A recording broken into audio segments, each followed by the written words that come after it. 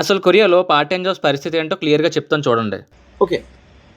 కొరియాలో part time jobs చేయడం లీగలే. కాకపోతే దానికంటూ కొన్ని రూల్స్ ఉన్నాయి. ఫస్ట్ ఇక్కడ మీరు చూసినట్లయితే అయ్యయ్యో నా రాత నాదేవి రాత. వీక్‌కి ఎన్ని గంటలు వర్క్ చేయొచ్చు? లాంగ్వేజ్ సర్టిఫికేట్‌కి, పార్ట్ టైమ్‌కి సంబంధం ఏంటి? బ్యాచిలర్ స్టూడెంట్స్ ఎన్ని అవర్స్ వర్క్ చేయొచ్చు? మాస్టర్ స్టూడెంట్స్ ఎన్ని అవర్స్ వర్క్ చేయొచ్చు? యూనివర్సిటీలో ఎలాంటి పార్ట్ టైమ్ జాబ్ దొరుకుతది? అసలు పార్ట్ టైమ్ జాబ్ ఎక్కడ సెర్చ్ చేయాలి? ఇమిగ్రేషన్ నుంచి పర్మిషన్ ఎలా తెచ్చుకోవాలి? లాస్ట్‌గా ఇల్లీగల్‌గా వర్క్ చేస్తే ఏమవుతది? అనేది క్లియర్‌గా చెప్తాను చూడండి. బ్యాచిలర్ స్టూడెంట్స్‌కి అయితే లాంగ్వేజ్ సర్టిఫికేట్ లేకపోతే వారానికి 10 గంటలు మాత్రమే. అదే ఒకవేళ లాంగ్వేజ్ సర్టిఫికేట్ ఉంటే 25 గంటల వరకు చేసుకోవచ్చు. మాస్టర్ స్టూడెంట్స్‌కి లాంగ్వేజ్ సర్టిఫికేట్ లేకపోతే 15 గంటలు చేసుకోవచ్చు. అదే ఒకవేళ లాంగ్వేజ్ సర్టిఫికేట్ ఉంటే 30 గంటల వరకు చేసుకోవచ్చు. కొరియాలో గేమ్ అంతా లాంగ్వేజ్‌తోనే ఉంటది. అవునా? లాంగ్వేజ్ నేర్చుకోవడం వల్ల ఎంప్లాయ్‌మెంట్‌కి అయితే చాలా ఉపయోగపడుతది. నెక్స్ట్ వచ్చేసి ఇక్కడ స్టూడెంట్స్‌కి ఎలాంటి జాబ్స్ ఉంటాయి? మెయిన్‌గా రెస్టారెంట్స్‌లో, కన్వీనియన్స్ స్టోర్స్‌లో, యూనివర్సిటీలో క్యాంపస్ జాబ్స్, ఈవెన్ కెఫేస్‌లో కూడా వర్క్ చేసుకోవచ్చు. ఇక్కడ స్టూడెంట్స్‌కి డెలివరీ జాబ్స్‌కి పర్మిషన్ లేదు. ఇంకా ఇలాంటి రెస్ట్రిక్టెడ్ జాబ్స్ ఉన్నాయి. అప్లై చేసినప్పుడే కొంచెం చూసి అప్లై చేసుకోవాలి. నెక్స్ట్ యూనివర్సిటీస్‌లో జాబ్స్ ఎలా ఉంటాయి? మాస్టర్ స్టూడెంట్స్‌కి అయితే ఒక సజెషన్.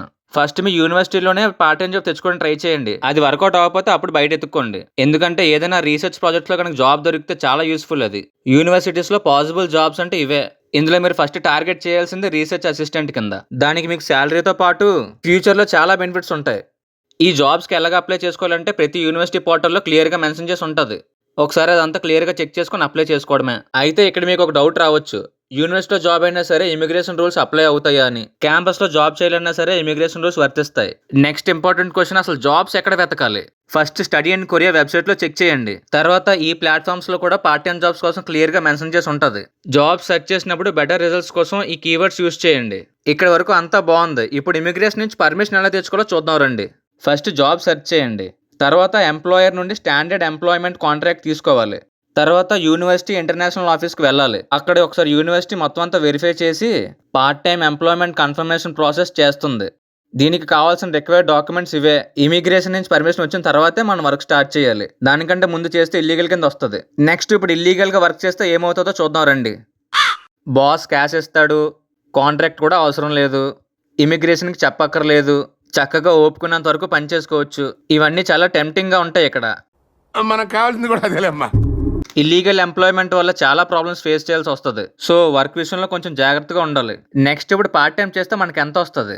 అప్రాక్స్గా చెప్తున్నాను, పర్ అవర్ వచ్చేసి 10,320 కొరియన్ వాన్. ఇది మీ జాబ్ బట్టి మారుతూ ఉంటది. అండ్ మోర్ ఓవర్ ఇది ఒక రెఫరెన్స్ నెంబర్ మాత్రమే. 1,000 పెరగొచ్చు, 1,000 తగ్గొచ్చు. మ్యాక్సిమం అంతా కవర్ చేస్తాను. ఇంకా మీకు ఏమైనా డౌట్స్ ఉంటే కమెంట్ సెక్షన్లో కమెంట్ చేయండి. వీడియో నచ్చితే ఒక లైక్, సబ్స్క్రైబ్ చేసుకోండి. సరే మరి నెక్స్ట్ వీడియోలో కలుసుకుందాం. అంతవరకు బాయ్.